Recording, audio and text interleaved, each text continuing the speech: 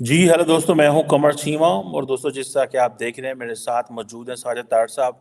तार साहब, सबसे पहले तो आपके वक़्त को बहुत शुक्रिया sir. My pleasure. Thank you, Chintan. Thank you.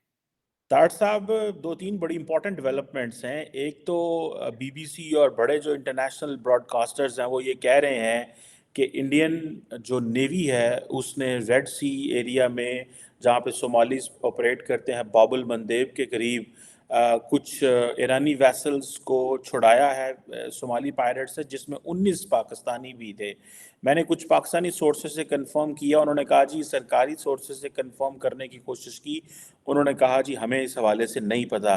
तार साहब, आपको पता है आज मैं डॉक्टर जयशंकर को भी सुन रहा था, वो भी ये कह रहे थे कि हम इंडिपेंडेंट नॉन काइनेटिक जो ऑपरेशंस या कॉन्ट्रीब्यूशंस कर रहे हैं रेड सी अरेबियन सी में, इसका मतलब है कि इंडिया जो है वो क्रीज से बाहर निकल के खेल रहा है। तार साहब, इस पे भी बात पहले कर रहे हैं और फिर पाकिस्तान के अंदर की सूरत हाल पे भी डिस्कस करना है। लेकिन तार साहब, ये जो इंडियंस क्रीज से बाहर निकल के खेल रहे हैं, इसका मतलब ये है कि उनकी नेशनल सिक्योरिटी इतनी इंपॉर्टेंट हो गई है कि वो जैसे अमेरिकन अपने जोग्राफी से बाहर निकल के तो अपने इंटरेस्ट को प्रोटेक्ट करते हैं, इंडियंस भी अपने इंटरेस्ट को अपनी बाउंड्री से बाहर निकल के प्रोटेक्ट कर रहे हैं। How do you see this तार साहब? चिकमा साहब, आपने बल्कि इसकी बिगिनिंग में आपने खुद भी इसको ऐड कर दिया है कि ये चीजें कभी अमेरिका किया करता था जो आज भारत कर रहा है, इसमें कोई शक नहीं। इस बिल्कुल डेफिनेटली, लेकिन उसमें मैं बिल्कुल यही कहने वाला था चीमा साहब। लेकिन देखें वहां पे सोमालियन भाईजान क्या कर रहे हैं, वहां पे ओरिजिनली तो उन्हें पता है कि दुनिया हूथियों के पीछे है, तो हमारे लिए अपॉर्चुनिटी है। कोई बहुत बड़ा कारोबार है सरकार, ये पायरेसी जो है बहुत बड़ा कारोबार है। उन्होंने अपॉर्चुनिटी उस पे मैंने इसके बारे में बड़ी डिटेल से पढ़ा है कि दोनों ये जो किश्तियां थी ईरानी थी, एक का नाम तो अल नईमी था, एक के और उस एक के ऊपर ईरानी थे और एक के ऊपर पाकिस्तानी थे मजदूर। जिस तरह बेचारे मजदूरी करने जाते हैं बेचारे, जो अगले दिन जिस तरह वो ईरान के अंदर मारे गए, वो भी मजदूर थे, क्योंकि पाकिस्तान के हालात तो आपको पता ही है, बेचारे दरबदर होते फिर रहे हैं। और दूसरा जो आईएनएस सुमित्रा है, उसने ये ऑपरेशन किया, बल्कि एक रात चेज करता रहा है। वो स्ट्रेस कॉल उन्होंने दी थी, जब एक एतवार वाले दिन ये हुआ है, चेज किया है उन्होंने। एक का नाम ईमान था, दी ईमान, एक कश्ती का नाम दी ईमान है, दूसरी का नईमी है। फिर उसके बाद तस्वीर भी उनकी उन्होंने भारत के मीडिया ने उनकी तस्वीर भी जो है सोमालियन पायरेट्स की है वो भी दिखाई है। और दूसरा, आप कह रहे हैं कि अभी तक पता नहीं चल रहा, डॉक्टर जयशंकर साहब ने इसको मेंशन ही नहीं करना था अगर ये खबर सर्टिफाइड ना होती। दूसरा, मैं ये पहले भी बताना चाहूंगा कि पहले भी एक जो शिप था भारत का पटनम, उन्होंने एक नॉर्फेक को MV लीला नॉर्फेक, उसको भी ऑपरेशन किया था। लेकिन दर हकीकत ये सारी चीजें आ जाती हैं अगर आपकी इकोनॉमी स्ट्रांग हो, अगर आपकी डिप्लोमेसी स्ट्रांग हो, अगर आपको अपने कंट्री के अंदर से 100% आपके साथ सपोर्ट हासिल हो। वो कहते हैं ना, हुसन हो तो नजाकत खुद ही आ जाती है। तो ये हुसन तो है। आज की मैं उसकी रिपोर्ट बताऊंगा।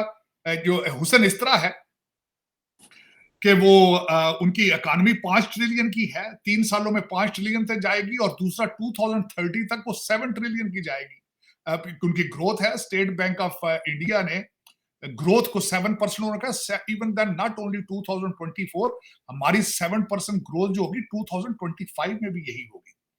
तो फिर जब ये सारी चीजें चल रही हो, एयरबस आपके कदमों में हो, बोइंग आपके कदमों में हो, चाइना स्लोज, भारत ग्रोज, ये सारा कुछ चल रहा हो, दुनिया सारी को आप दवाइयां प्रोवाइड कर रहे हो, जब आप तेजस जहाज अपने बना रहे हो, जब आप ह्यूज एक आपका डायस्पोरा जहां भी हो वो स्ट्रांग हो, और उसके बाद फिर आपको इन हाउस वोट भी 100% आपके साथ हो, तो फिर सारी चीजें होती यही एक मेरे ख्याल में।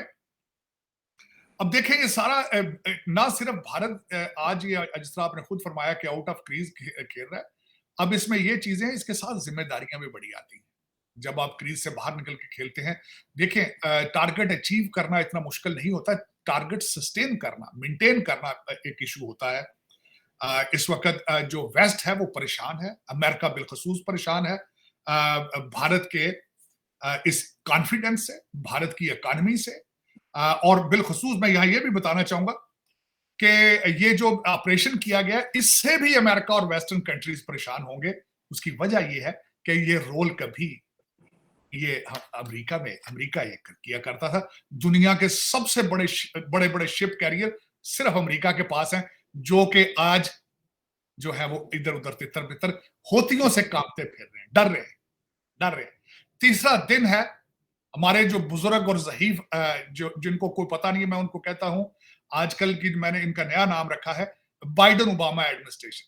तो वो तीसरा दिन है, CNN डर डर के बातें कर रहा है कि हम ईरान के साथ करें, क्या करें, क्यों करें, किस तरह करें।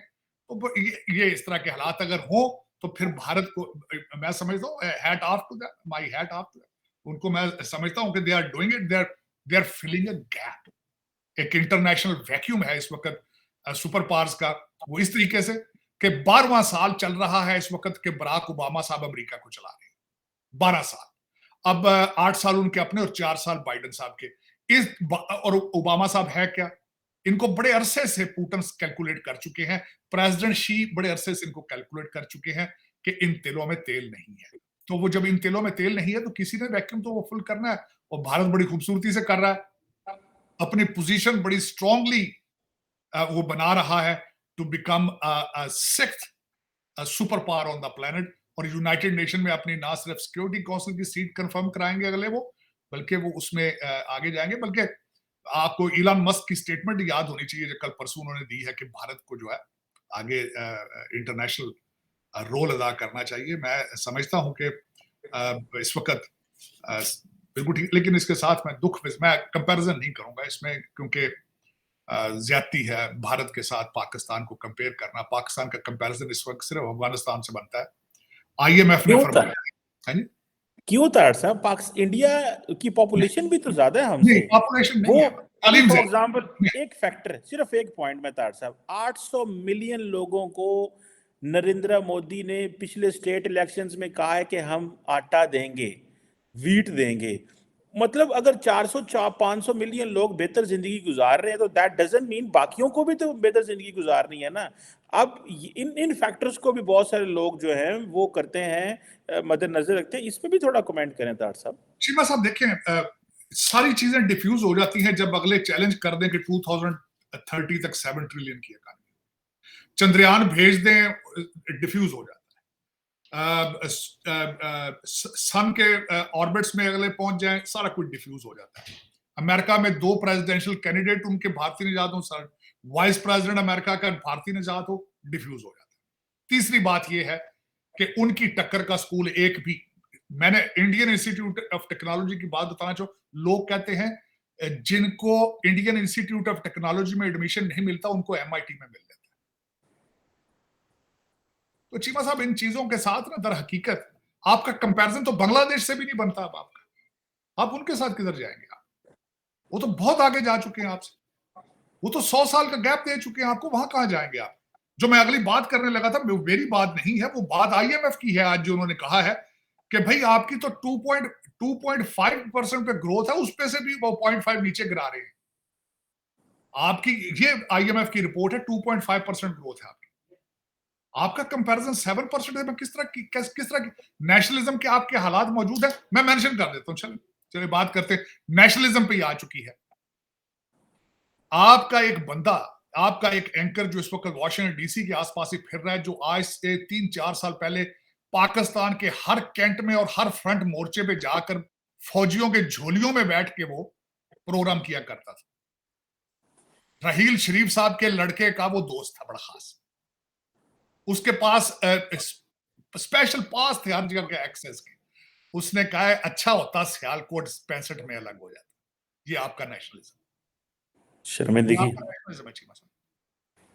और दूसरा बंदा जो है, जो ISPR का फेवरेट था, वो उसके पास भी लाइसेंस था हर जगह जाने का, हर जगह जाने का। वो बंदा वो कहता है वो डॉक्टर है, डॉक्टरों जैसी उसने बात की है। मैं डॉक्टरों को मैकेनिक ही समझता हूं, जो MBBS डॉक्टर है। उसने बात फेंकी, उसने कहा मेरे पापा जी को चाहिए था 1957 में चले जाते पाकिस्तान छोड़ के, तुम्हें रोका किसी ने? दोनों लोग जो है इस वक्त, दोनों को दोनों फॉरेन सिटीजन, चीमा साहब मैं भी फॉरेन सिटीजन हूं, लेकिन आई ब्रीथ पाकिस्तान। मेरा उस मिट्टी के साथ रिश्ता नहीं टूट सकता। मैं बार बार ये कहता हूं, मैं पैदा पाकिस्तानी हुआ था, मरूंगा पाकिस्तानी। मुझे उस सिस्टम से नफरत है, लेकिन मेरी मादरे मिल्लत है। मैं रोजाना लफ्ज इस्तेमाल करता हूं, मेरी मादरे मिल्लत है। चीमा साहब ये आपके नेशनलिज्म के हालात है। और जिस बंदे के लिए कौम पागल है, उसके सुन ले हालात। वो कहता था इस चोरों से अच्छा इसके ऊपर एटम बम मारा जाए।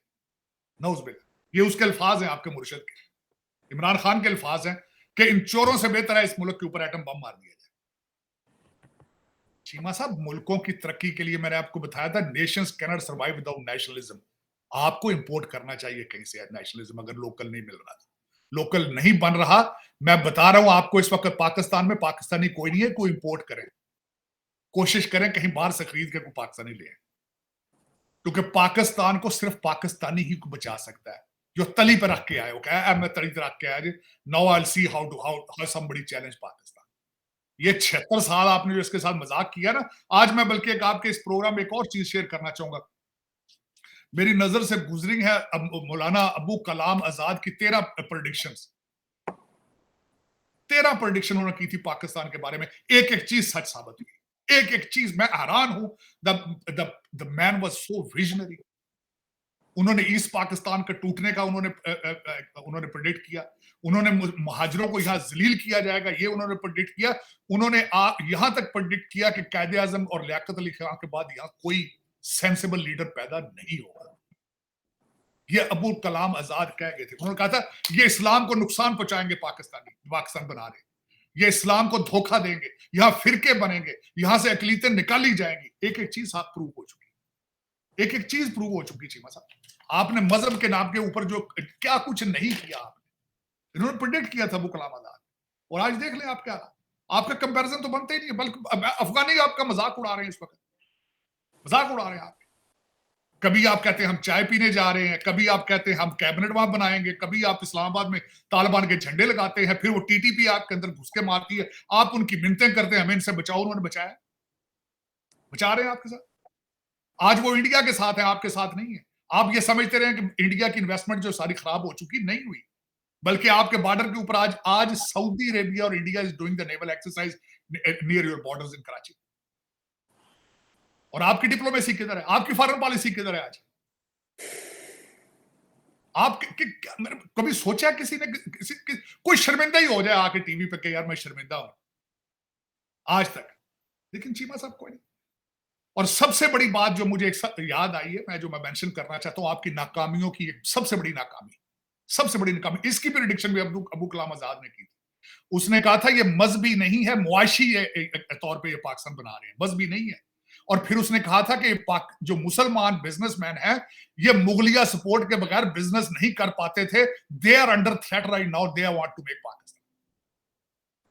ये फेल बिजनेसमैन है ये सारे मुसलमान। ये प्रेडिक्ट किया था अबू कलाम आजाद ने, क्योंकि इनको हमेशा सपोर्ट होती थी मुगलों के पीछे से।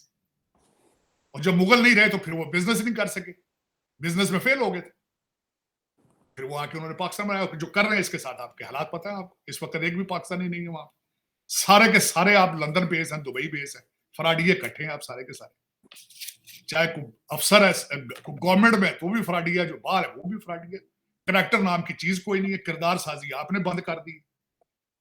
पता नहीं पर चीमा साहब आपकी डायरेक्शंस क्या होनी है, लेकिन आपको ये सोचना होगा कि आपके शहरियों को रेस्क्यू भारत कर रहा है। ईरान आपके शहरियों को नारे मार मार कहता बाहर निकलो, पाकिस्तानी केड़े। उन्होंने गोली मारने से पहले पूछा था। ईरान में जो गोलियां मारी थी उन्होंने रैंडम नहीं मारी, उन्होंने कहा जब पाकिस्तानी बाहर साइड से निकले हो। और ये आपके हालात, और आपकी खबर भी कोई नहीं है। सबसे बड़ी बात है खबर भी नहीं देते ना। आपको एक सीक्रेट पता नहीं किसने बता दिया है कि अगर टीवी पे चैनल पे या कहीं खबर नहीं आएगी दुनिया को पता ही नहीं चलेगा। आप ये गलत फहमी, आप अगर इंटरनेट की तारें ढीली कर देंगे तो दुनिया कंट्रोल हो जाएगी। ये आपको पता नहीं किसने बता दिया। आपको एक सबसे बड़ा प्रॉब्लम ये है पाकिस्तान में चीमा साहब, आप समझते हैं हमने दुनिया को बेवकूफ बना रखा है।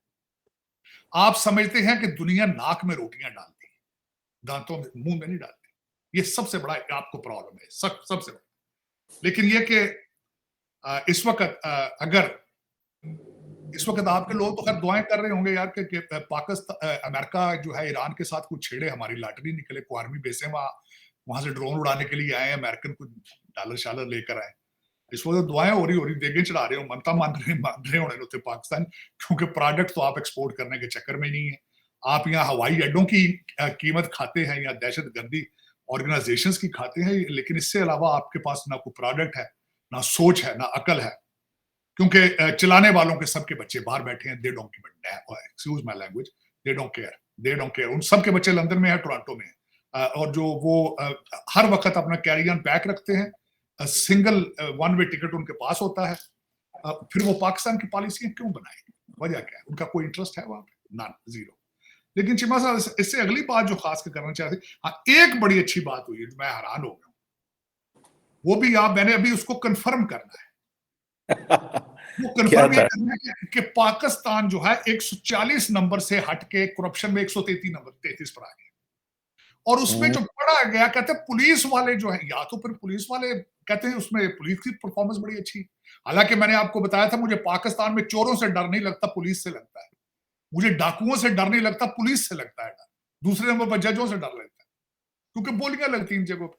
मेरी इंफॉर्मेशन के हिसाब से तो थानों के एक्शन होते थे, मेरे हिसाब से तो इस वक्त अदालतों के भी एक्शन होते हैं। सुना अच्छे अच्छे जिले जो है, जिस तरह खारियां है, जिस तरह जेलम है, जहां ओवरसीज पाकिस्तानीज के बच्चे हैं या प्रॉपर्टियां हैं, सुना वहां के तो एक्शन होते हैं हर चीज के वहां पे। लेकिन चीमा साहब, ये एक मिरेकल है, मैं समझता हूँ दिस इज मिरेकल। लेकिन देखें, कल एक और अच्छी खबर भी सुनी थी, सुना नोटों की शक्लें तब्दील हो रही हैं, नए नोट निकल रहे हैं।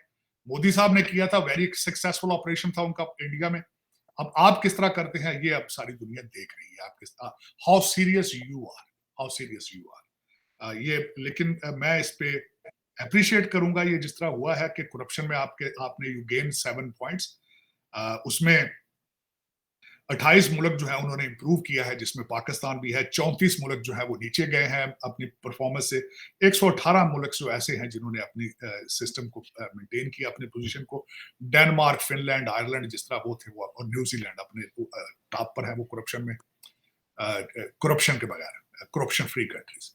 लेकिन चीमा साहब, इस वक्त जो अगला चैलेंज जो है, मेरे मुर्शिद पाक के बारे में जो कहा है कि उन्हें 10-10 साल सजा दे दी गई है साइफर के हवाले से, तो सजाए कोई नई बात नहीं है। एक तो उनको हायर कोर्ट से मिल जाएगी रिलीफ, और ये कोई पहली बात नहीं है, माजी में भी इस तरह होता रहा है। भुट्टो साहब हैं, किसको सजा नहीं मिली और किसकी सजा माफ नहीं हुई। मेरे ख्याल में मरियम नवाज को भी हुई थी, नवाज शरीफ साहब को हुई थी, इनको भी आज नहीं तो 5 साल बाद कहीं और से रिलीफ मिल जाएगी। फिर इनको नहा धो के, इनको कपड़े शपड़े पहना के फिर ले आएंगे, कहेंगे नहीं जी वो ये अमर बिन मारूफ के बगैर, उसके बाद कोई नया एक नाम रख लेंगे, रियासत मदीना की बजाय कोई और नाम रख लेंगे, सिरातुल मुस्तकीम रख लेंगे इसका नाम, फिर चला देंगे नई कापी, कहते पुरानी शराब नई बोतल फिर शुरू सामने ले आएंगे। लेकिन चीमा साहब, दुख वाली बात यह है कि आज मैं जो एक आर्टिकल पढ़ रहा था बिलखसूस इस हवाले से कि सियासतदान, खैर सियासतदान, मैं तो उनको सियासतदान मानते ही नहीं, क्योंकि सारे के सारे एस्टेब्लिशमेंट के पेट से पैदा हुए हैं और उन्हीं की मर्जी से चलते हैं। लेकिन आज ये बात मैं देख रहा था कि पाकिस्तान में सिस्टम हाइब्रिड सिस्टम है। सिस्टम क्यों नहीं चलता? क्योंकि पाकिस्तान में सिस्टम को कामयाब होने ही नहीं दिया जाता। ये कई लोगों के फायदे में है कि साल डेढ़ के बाद इनको जूते मार के बदनाम ये हो, मलाई खाते कोई और हैं, और ये सामने जलीलो ख्वार करके रिजीम चेंज करके तो साइड पे कर देते। लेकिन ये क्या है, ये वो क्यों नहीं सोचते? मैं बल्कि आज ये सोच रहा था कि जो भी है कमांड में है तो कोई पाकिस्तानी ना, कोई क्यों नहीं सोचते कि पाकिस्तान कहाँ जा रहा है इस वक्त, वेयर आर यू गोइंग? बल्कि मैं देखिए अगले दिन हैरान था, जब एक किसी का सुन रहा था मैं बात, बल्कि अनवर मकसूद साहब का इंटरव्यू ने मुझे बड़ा अपील किया है। उसी इंटरव्यू के अंदर उन्होंने एक बात ये भी की, उन्होंने कहा शायद पाकिस्तान के पास एटम बम ना होता तो शायद आज कामयाब हो जाता, शायद एटम कैसे बम था? शायद इंडिया हमला कर देता था साहब अब तक तो हमला करके तो फारग हो जाता ना। बांग्लादेश पे भी तो हमला किया था उन्होंने, किन्होंने?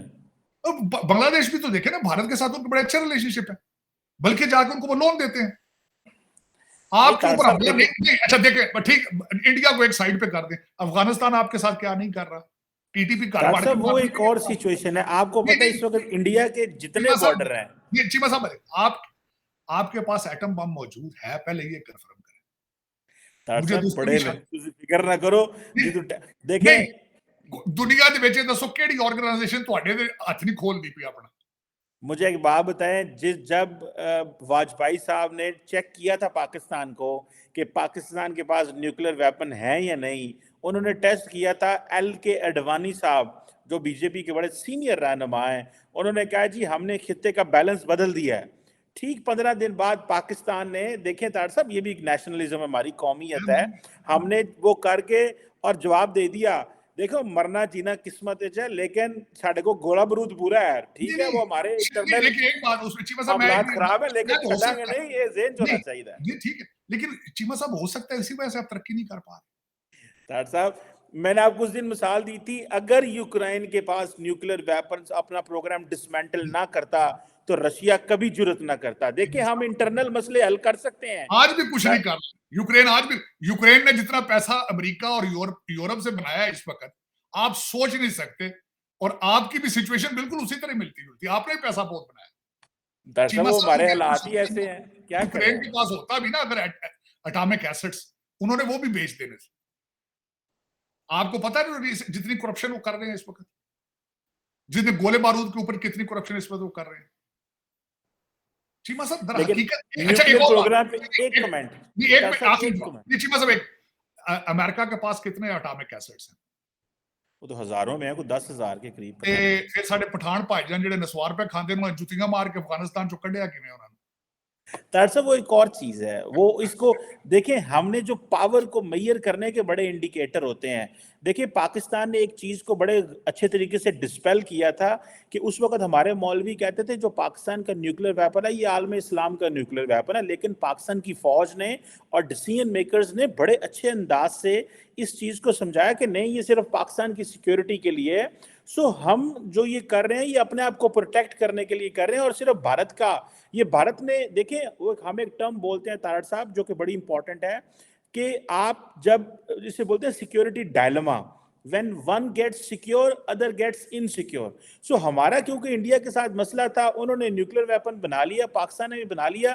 अब इसको कहते हैं, अच्छा तारड़ साहब एक पॉइंट यहाँ पे मैं रेज करूं, 2019 में, मैं अमूमन आप बोलते हैं 2019 में जब जब 20 में जब मोदी साहब ने चाइना ने एलएसी के ऊपर अटैक किया और फौजी मरे, 2019 में पाकिस्तान पे उन्होंने किया, तो डॉग फाइट में जब उनके जहाज गिरे उसके बाद नरेंद्र मोदी साहब ने और उनकी कैबिनेट ने फैसला किया कि हमें मिलिट्री मॉडर्नाइजेशन करनी है। उससे पहले वो कहते थे जंग तो होनी को नहीं, करना क्या है, हमने एक चीज की है, इसको कहते हैं स्ट्रेटेजिक स्टेबिलिटी। स्टेबिलिटी आ गई थी, फिर बाकी अगू नवाज शरीफ, इमरान खान एस्टैब्लिशमेंट पंगे लेंदी मुल्क के नाल, फिर इंज ते होना तारड़ साहब जो तमाशा लगा, लेकिन हम खड़े तो रहे हैं। नहीं खड़े किथे खलोते हो, मैंने तो समझ नहीं आती तुम किथे खलोते हो, लत्तां तुहाड़ियां हैन कोई नहीं। लेकिन चीमा साहब अच्छा उसमें एक सबसे बड़ी बात ये, तो फिर चले मुझे ये समझ आ गई आपने भारत को डरा लिया, तो अफगानिस्तान को क्यों नहीं डराते हो? रोजाना घुस के मार रहे हैं आप। ਉਹ ਸਾਡੇ ਤੇ ਭਰਾ ਸਨ, ਸਾਨੂੰ ਕੀ ਪਤਾ ਸੀ ਉਹਨੇ ਸਾਨੂੰ ਸਿੱਧਿਆਂ हो जाना है। चीमा साहब आपके साथ, अच्छा ईरानी भी आपके साथ ठीक नहीं है, अफगानी भी ठीक नहीं है, इंडिया भी ठीक नहीं है, आप सऊदी अरेबिया इंडिया के साथ जो है एक्सरसाइज कर रहे हैं, आप किधर है? आप हैं हमारा कैलकुलस खराब हो गया, अब हम दोबारा सोच रहे हैं हमें क्या करने की जरूरत है, ये हम मानते हैं। मैं अगले दिन मैंने आपको अर्ज किया था कि जब तक आप दुबई, लंदन, टोरंटो की जान नहीं छोड़ेंगे आपका कैलकुलस ठीक नहीं होगा। यस, ये बात चीमा साहब मैं चीमा साहब बल्कि ना मैंने अगले दिन 10 पॉइंट बनाए हैं जो कि पाकिस्तान के सर्वाइवल के लिए बहुत जरूरी है, जिसमें सरे फरिश्त ये है कि आपकी की पोजीशनों के ऊपर डुअल सिटीजन, उनके बच्चों की, उनकी फैमिली बैन होनी चाहिए। यस, उनके नाम ईसीएल में होने चाहिए, उन्हें पता होना चाहिए कि मेरा नाम ईसीएल में, मैं यहां से भाग के नहीं जा सकता। की पोजीशंस पे जो लोग हैं सबसे पहले, जिसमें जुडिशरी है, आपके पुलिस वाले अफसरान जो हैं, और दूसरा आपके जितने एडमिनिस्ट्रेशन, उनका बैन होना चाहिए बच्चों का बाहर होना, और उनका बैन होना चाहिए उनके डुअल सिटीजनशिप। जब तक ये नहीं करेंगे आप, बल्कि आपको मैं मजे, भारत में ये लीगल नहीं, भारत के अंदर ये नहीं है कि मेरा मकसद हर दूसरा बंदा जेब के अंदर फॉरेन पासपोर्ट डालना।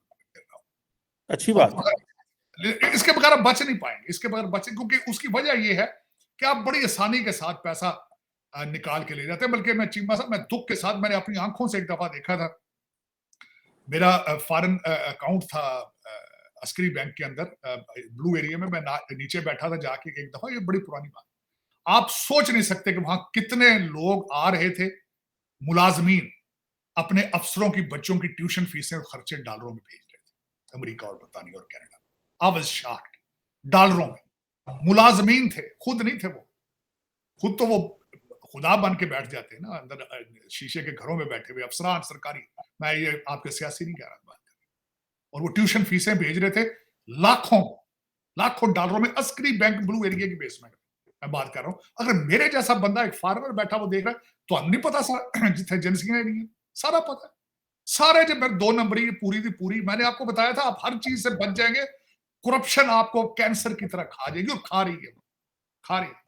और पता है हाफिज साहब को भी पता है, काजी साहब को भी पता है, सबको पता है, कोई ऐसा पाकिस्तानी नहीं जिसको पता ना हो कि ग्रास रूट इश्यूज क्या है, लेकिन करने की सलाहियत कोई नहीं है, ना दिलेरी है, ना डीएनए है, ना ख्वाहिश है, ना पाकिस्तानियत है, ना इस्लाम है, पता नहीं फिर क्या। अब मैं हैरान हूं, अब 76 साल से चल किस तरह रहे, अब किस तरीके से you are still on the map of the world, मैं हैरान हूं अभी तक, कोई ये वाकई मेरी कर, वाकई मेरी कर। आपने कसर को नहीं छोड़ी, आपने तो खैर कसर को नहीं छोड़ी आपने, लेकिन ये कि एग्री करता हूँ इसमें, हमने कोई कसर नहीं छोड़ी वो, लेकिन ये तार साहब आपकी बात बिल्कुल सही है, ये जो खास तौर पे ये जो ब्यूरोक्रेसी है ना, बातें तो फिर जारी बात है करनी पड़ती हैं, ब्यूरोक्रेसी सारे के सारा वो अपने बच्चे तो बाहर रहे हैं, वो आप जो बात करते हैं ना तारड़ साहब, ये पढ़ा नहीं थे उन्होंने दिल आ जाते ने कोठियां मार्क करके टुर जाने। ये जब आते हैं यहाँ पे सरकार पढ़ने के लिए, ये अपनी डेड बॉडी साथ ले जाते हैं, दिल दिमाग यही छोड़ जाते हैं, निशानियां ला जाती बेगम जाके कहती ए टाउन हाउस लेना है, ए घर लेना है, बच्चा जाई टाउन च जाएगा कि बंदा उथे स्टैनफोर्ड च जाएगा, वो फिर जो वापस जाता है ना, वो उसको पाकिस्तानी नजर नहीं आते, उसको डॉलर नजर आते हैं, पाउंड नजर आते हैं, और फिर शिकार करता है, वो शिकारी बन के जाता है यहां से, और फिर वो मेरे मुल्क के अंदर जाके वो जुल्म करता है कि फिर रह नाम साइंदा, फिर तभी ये हालत, और आता खुद कहां से, लोअर मिडिल क्लास से, आउंदा साइकिल ते, पहलो तेन गौरमेंट देंदी है ना पजारो, गौरमेंट देंदी, फिर इत्थे आउंदा, फिर विस्कियां पींदा, फिर इत्थे मेमा वेखदा, फिर बीचां ते जांदा है, मैडम जेडी रोज मालां शॉपिंग करदी, वो फिर जांदे उत्थे, और रहिंदे ने उत्थे। ये अजाबुन नार है सरकार, अजाब खुदा दा तुहाडे ते नाज़िल हो रहा है, इस तो अलावा और कुछ भी नहीं, ये अजाब, ये खुदा तो डरो, खौफ खुदा मंगो, खुदा दा मेरे मैं तो रिक्वेस्ट करना कि खौफ खुदा मंगो जो लभ सकदा जे, वरना यू वोंट सर्वाइव। और देखो जो अफगानिस्तान अगे निकल गया सरकार, मोटरसाइकिल खोते फिरदे जे पे, खोते वो अगे, वेखो किस तरीके तो ਤੁਹਾਡਾ डॉलर सक करके सारा लै गए, वेखो ਤੁਸੀਂ सारे हार्वर्ड ਦੇ पढ़े टिक टिक करते फिरदे ने, साइटरी सारे, हाँ वो हमसे ज्यादा पैट्रियोटिक हैं तारड़ साहब, देखें सर अगले दिन मैंने यहाँ पे वीडियो देखी है, गवर्नर एक सूबे का आधी रात को निकल के जाकर सड़कों में पूछता है लोगों से यू आर सेफ और नॉट, आपने खाना खाया कि नहीं खाया। मैं एक बंदे को अगले दिन स्पेशल मिलने गया जो अफगानी है, अफगानिस्तान से होके आया, उसने कहा निकलो आप आधी रात को काबुल से 200 मील का सफर करके दिखाओ तुम्हें हाथ लगा जाइए। आज की बात, आज की बात। उसने कहा हर जगह पे रोक के पैसे नहीं मांगते थे, रिश्वत पूछते थे, खाना खाया, पूछते थे कोई तकलीफ तो नहीं, बैरियर्स के ऊपर पूछते। चीमा साहब छंडो, पता बॉटम लाइन आती है डीएनए, गल्लां मुकदियां ने डीएनए, असलां ते मुकदियां ने गल्लां। चलो, लेकिन चीमा साहब कोई नहीं, मैं अभी तक हाफिज साहब पे ना उम्मीद नहीं हूं, हाफिज साहब पे उम्मीद है अभी मुझे, मेरी दुआ है उनके लिए, मेरी दुआ है, काजी साहब के लिए भी दुआ है, उनके लिए भी, क्योंकि यही दो लोग पाकिस्तान को कुछ करने की सलाहियत रखते हैं। दूसरे तो मजाक कर रहे हैं, दूसरे दान करते फिरते, दूसरे तो गुचियां दी टोपियां पाई फिरदे, तो वालदियां दूजियां फारदियां जैकटां पाई फिरदे, फैशन उत्ते करदे फिरदे तमाशे। दूजे ते सरकार जेडे ने वो तो लुटण गए ना, लेकिन ये कि तारड़ साहब ये जो एलीट है हमारी, जैसे आपने कहा फर की जैकेटें पहनते हैं, बिलावल साहब के बारे में आता है $1800 का जूता पहन लेते हैं, ये कनेक्ट क्यों नहीं करते? वो पंजाबी कहते हैं झूठे ही क्यों नहीं अगले बंदे को, मैं वो देख रहा था कि मतलब फील कराएं अगले बंदों को कि मैं चीमा साहब, आप जैसे ही हूं, क्यों नहीं कराते? चीमा साहब मैं आज इलेक्शन लड़ रहा हूं पाकिस्तान, मैं कैंची चप्पल पा के बुक्कड़ मारी होवे ते होंडा 70 दे वोट मंगण जा बाहर, तो हम किसी मुंह ही नहीं ला ना आज इत्थे बैठे हैं ना सरकार। मुझे केजरीवाल की बात बताएं आम पार्टी वाले की, ਮਫਲਰ ਮੂੰਹ ਤੇ ਪਾਈ ਫਿਰਦਾ ਸੀ, ਆਈਸੀਐਸ ਅਫਸਰ ਹੈ ਉਹਨਾਂ ਦਾ। ਜੈਸੀ ਸਾਹਿਬ ਮੇਰੇ ਜੋ ਪਾर्टनर सरदार साहब मिलने गए, कहते फ्लिप फ्लॉप कैंची चप्पल च बाहर आया तो मफलर मोढ़े ते रखे सास। केजरीवाल आम पार्टी, तभी तो मेरा जैसा बंदा चीखता है ना, चौधरी साहब लाहौर से 100 किलोमीटर के फासले पे दुनिया ही और है, दुनिया ही और है। लेगसी है, खौफ खुदा है, एवं नहीं तरक्कियां हो जाएंगी। 7% इकानमी एवं नहीं ग्रो कर जाती, $7 ट्रिलियन दी इकानमी एवं नहीं बढ़ जाती, उसके पीछे कुछ ना कुछ जरूर होता है चीमा साहब। डॉक्टर साहब आपने केजरीवाल की मिसाल दी, आपने अभी अपनी मिसाल दी कि आप आए, मैं आपको जो कहा है कि आपको लोग वोट नहीं पूछेंगे नहीं, डॉक्टर साहब यहाँ पे अगर आप लैंड क्रूजर में नए, आपको तो पानी नहीं पूछता, आप जितनी बड़ी गाड़ी पे आते हैं लोग आपको उतना अच्छा वेलकम करते हैं, ये तो प्रॉब्लम है ना। फिर नाल भी बंदे मुस्टंडे रखे कोपा वाले, झगड़ा है ही नहीं किसी नाल, कोपा शो वास्ते। वो आप वाली बात के शरीफ आदमी को कोई रिश्ता नहीं देता, वो जो है ना टीचर वाली आपने जो मिसाल दी थी, वो बात तो बड़ी फिट बैठती है कि वो है ना, फिर एक जो लेक्चरर 17 ग्रेड का लेक्चरर उसका रिश्ता देता है कोई? एसी एसपी को देखें आप तो उनके हालात देखें आप।